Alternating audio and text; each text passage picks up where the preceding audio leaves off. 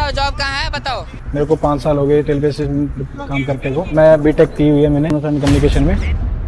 दोस्तों 1 मिनट के लिए रुकिए और सोचिए, आप ऐसे देश में रहते हैं जहां आधे से ज्यादा लोग आपकी उम्र के हैं, यानी 35 साल से कम। ये युवा हर दिन नए सपने देखते हैं, बदलाव की बात करते हैं, लेकिन सवाल ये है, क्या वो सचमुच राजनीति को बदलना चाहते हैं या फिर ट्विटर पर हैशटैग चलाकर खुश हो जाते हैं? जो आज के यूथ हैं वो सिस्टम का हिस्सा बनेंगे या फिर सिर्फ शोर मचाएंगे? क्या इसी नौकरी के लिए मैंने जी तोड़ मेहनत करके पढ़ाई की थी?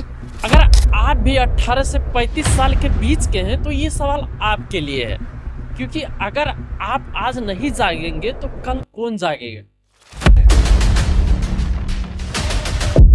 ये वीडियो सिर्फ जानकारी नहीं है, बल्कि एक ऐसी कहानी जो आपको सोचने पर मजबूर कर देगी। अच्छा, सबसे पहले भारत की बात करते हैं, ठीक है। 2025 में भारत में करीब 146 अरब लोग रहते हैं और इसमें से 65 लोग यानी लगभग 95 करोड़ लोग 35 साल के कम उम्र के हैं। यानी अगर भारत को एक क्लासरूम की तरह, आप क्लासरूम में मान लो कोई क्लासरूम है, उससे कंपेयर अगर करो तो 10 में से 6 स्टूडेंट हैं जो खास करके 15 से 24 साल की उम्र के हैं। अब पूरे भारत को एक क्लासरूम अगर मानो तो एक 10 में से 6 युवा स्टूडेंट हैं जो खास करके 15 से 24 साल की उम्र में है। अब ये युवा 37 करोड़ से ज़्यादा इस एज में आते हैं। अब ये दुनिया की सबसे बड़ी युवा आबादी है। इतनी ताकत, इतनी ऊर्जा, लेकिन सवाल ये है ये ताकत कहाँ जा रही है? अच्छा, तो इसे एक कहानी से समझते हैं। मान लो नेहा और राहुल तो 22 साल के स्टूडेंट हैं और नेहा दिल्ली में इंजीनियरिंग पढ़ रही है और राहुल लखनऊ में बीए कर रहा है। अब दोनों हर दिन एक ही सवाल से जूझते हैं, पढ़ाई पूरी होगी तो नौकरी मिलेगी या नहीं?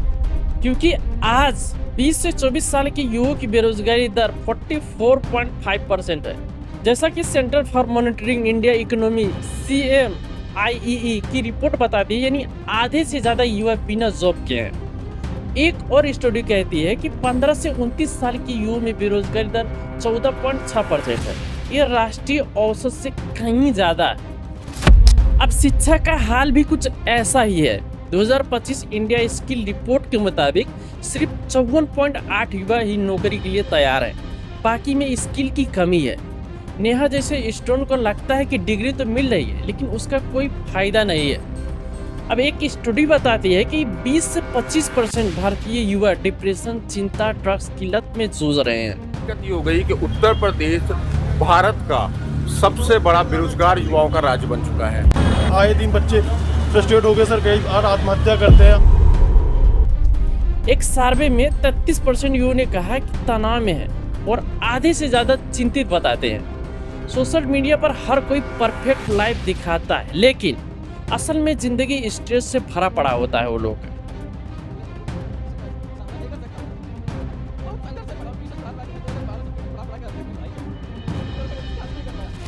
अब पर्यावरण की बात करते हैं, ठीक है। 94% भारतीय युवा कहते हैं कि क्लाइमेट चेंज यानी उनकी जिंदगी पर असर पड़ा। बाढ़, सूखा, गर्मी, ये सब पढ़ाई, नौकरी और हेल्थ को प्रभावित कर रही है।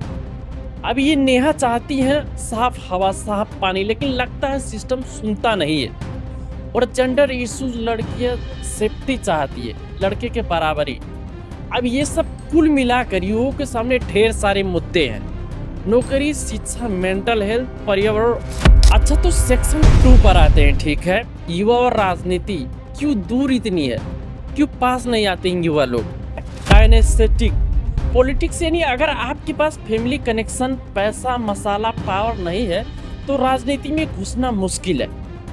और तीसरा, प्रैक्टिकल दिक्कतें, वोटर रजिस्ट्रेशन, वोटिंग बूथ तक जाना, लंबी लाइनें, ये सब झेलना पड़ता है वो लोग, इसलिए वो लोग का मुश्किल लगता है। अब वो याद है ना निर्भया प्रोटेस्ट, लाखों युवा सड़कों पर उतरे। CAA NRC प्रोटेस्ट भी युवा आगे थे उस time. India against corruption movement और अन्ना हजारे आंदोलन। अभी कुछ दिन पहले लद्दाख में जेएनजी प्रोटेस्ट हुआ, जो मांग थी, उसमें मांग ये था कि शेड्यूल और राज्य की दर्जा की मांग। ये सब बताता कि अगर युवा चाहे तो उनकी आवाज़ सिस्टम हिला नहीं सकती है। दोस्तों अब बात करते हैं उस जगह युवा की ताकत सबसे ज्यादा दिखती है चुनाव 2014 में शुरू करते हैं। उस वक्त जब बीजेपी मेरे कांकेर के भाइयों बहनों मुझे बताइए, इतने अच्छे दिन थे उस टाइम, डिजिटल इंडिया जैसे नारे दिए उन्होंने। डिजिटल इंडिया का बीज से जर्नल्स की एक स्टडी कहती है कि 2014 में युवा वोटर ने बीजेपी को जीतने बड़ा रोल निभाया। 120 मिलियन फास्ट टाइम वोटर्स थे और वो गेम चेंजर बने।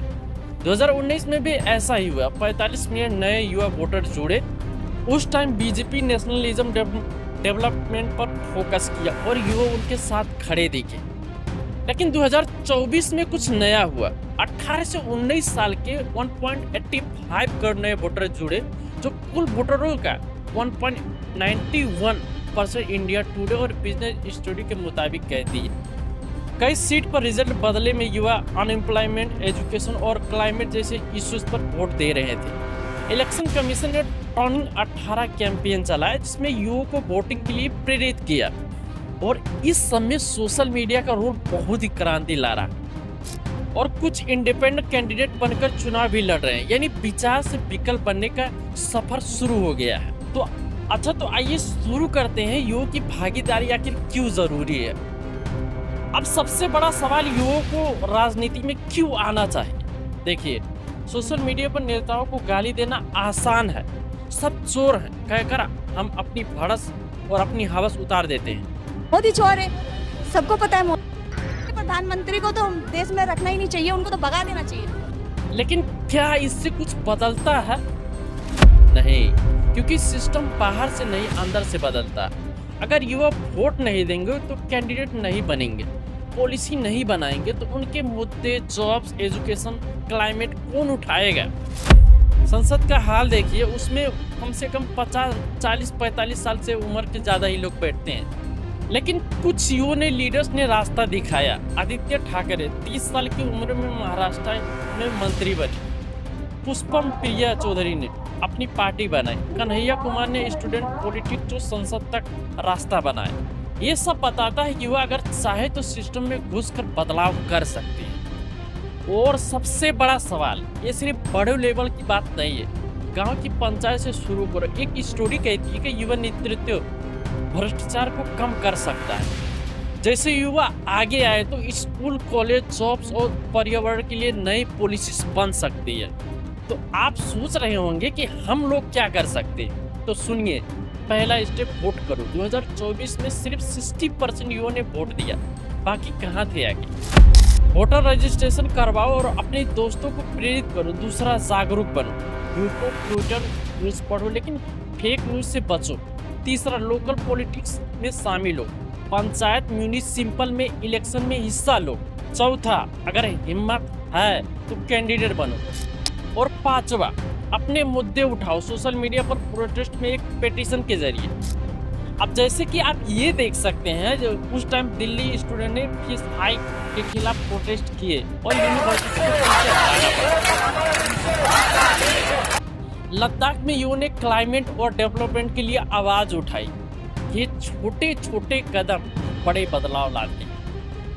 लेकिन सबसे बड़ा सवाल ये है कि अगर आज का युवा चुप रहा तो कल वही पुराना सिस्टम आपके सपनों को दबा देगा। लेकिन उसमें अगर आप सहभागी होते हैं, उसमें आप आवाज़ उठाते हैं, तो उसमें बदला जा सकता है। बता दीजिए इसके ऊपर आपका क्या राय है।